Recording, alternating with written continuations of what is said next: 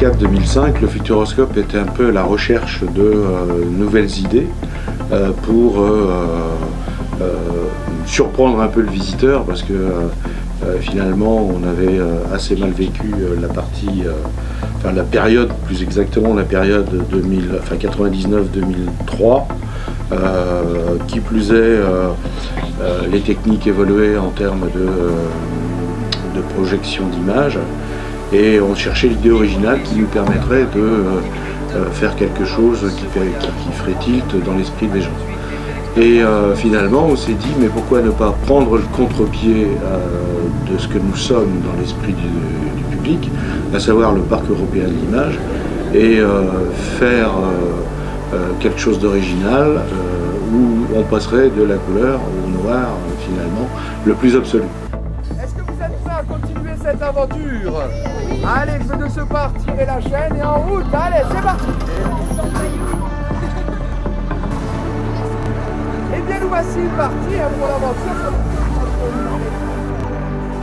J'ai trouvé ça super parce qu'en même temps, voilà, du coup on ressent plein d'autres choses et ça permet d'expérimenter quelque chose qu'on ne peut jamais expérimenter, quoi. Donc c'était assez chouette pour ça. J'ai beaucoup aimé parce que c'était vraiment, on ressentait comment un aveugle il était. Assez effrayant de se retrouver dans le noir comme ça, mais bon, en même temps, on arrive à avoir des autres sensations qu'on n'a pas d'habitude. En fait, le point fort de l'attraction, c'est de prendre le visiteur à contre-pied. Le visiteur, il vient au Futuroscope, il a entendu parler des images, des grands écrans, et là, en fait, on le fait voyager dans le noir. On est complètement perdu, à tâtons, on a peur de notre environnement, on a peur de tomber, on a peur de se faire mal, on a peur de tout ce qui pourrait nous arriver. Alors concernant les guides, le premier élément pour eux, c'est d'avoir un emploi. Je veux dire, ce sont des non-voyants ou malvoyants, mais atteints d'un degré de cécité tel qu'il est difficile d'occuper un emploi normal. Donc des qualités, et en même temps ça permet de développer leur qualité d'animateur, donc de leur donner une certaine assurance dans la vie. Et en même temps, on a mené des actions de formation en plus, notamment l'apprentissage des langues, puisqu'on reçoit des visiteurs étrangers. Donc on leur a fait faire des stages anglais, espagnol, de façon à ce qu'ils maîtrisent un minimum pour pouvoir accompagner dans le circuit, dans le parcours, les visiteurs étrangers.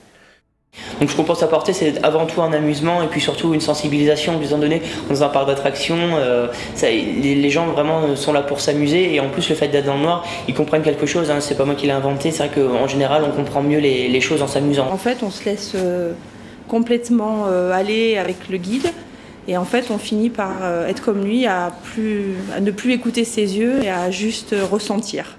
Alors moi, ce que ça m'apporte, c'est vraiment, je l'ai remarqué au fur et à mesure du temps, hein, c'est vraiment être plus à l'aise avec mon handicap, parce que finalement, à force d'en parler, on n'a plus aucun, en tout cas moi personnellement, j'ai plus vraiment de tabou, même s'il en reste toujours un petit peu quand même, hein, mais ça m'a vraiment permis de me libérer d'un poids, en fait, pouvoir en parler plus librement. Ah oui, sans guide, on aurait paniqué, je pense.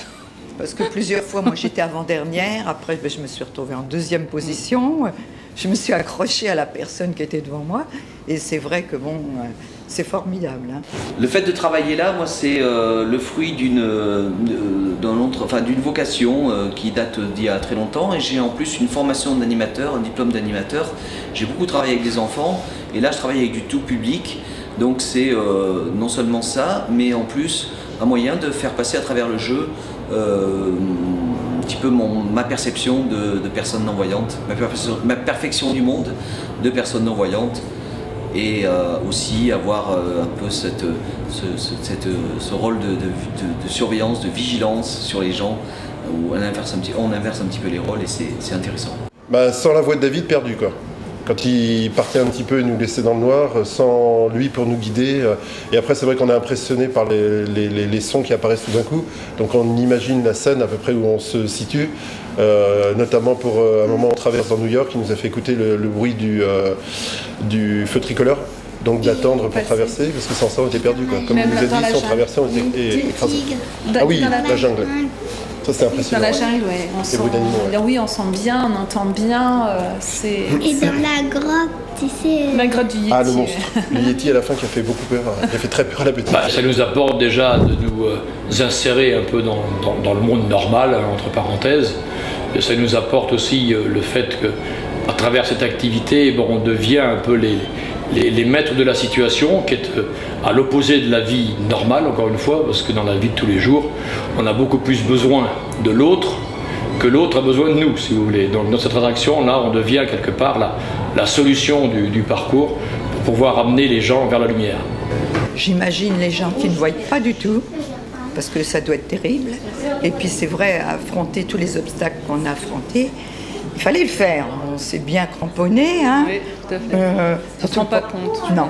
De ce que vivent réellement ces gens-là. Donc c'était très intéressant de vivre l'expérience, même si c'est guidé. J'espère leur apporter une image, leur donner une image positive, un peu plus positive, enfin pas trop miséreuse en tout cas, des personnes non-voyantes.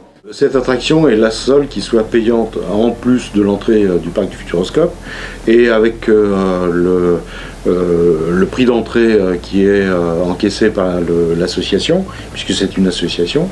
Nous finançons déjà les salariés, tout ce qui est salaire et charges sociales qui concerne les animateurs et guides.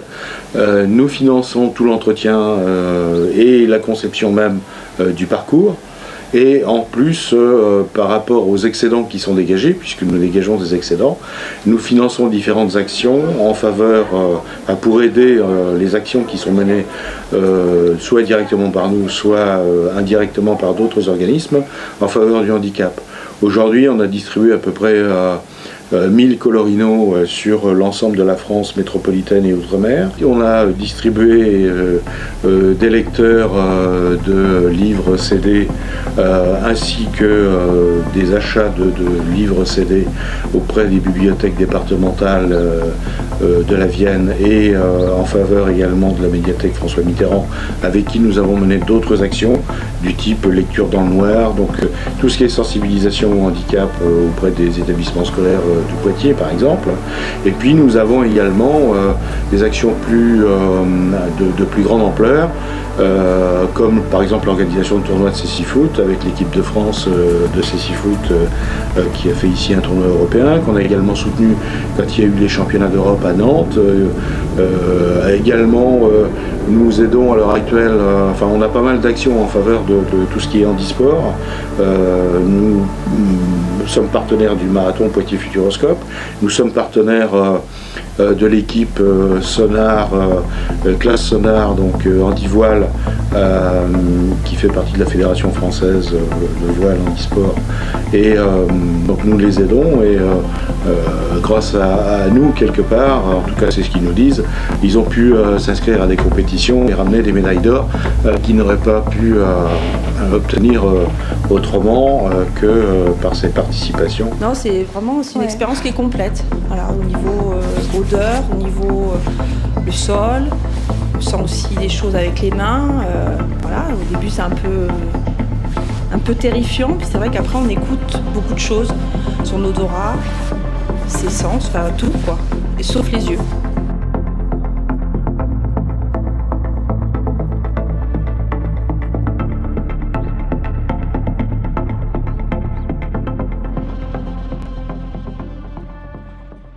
Il est peut-être même déjà parmi vous là, certainement. Déjà sa main sur votre épaule, allez!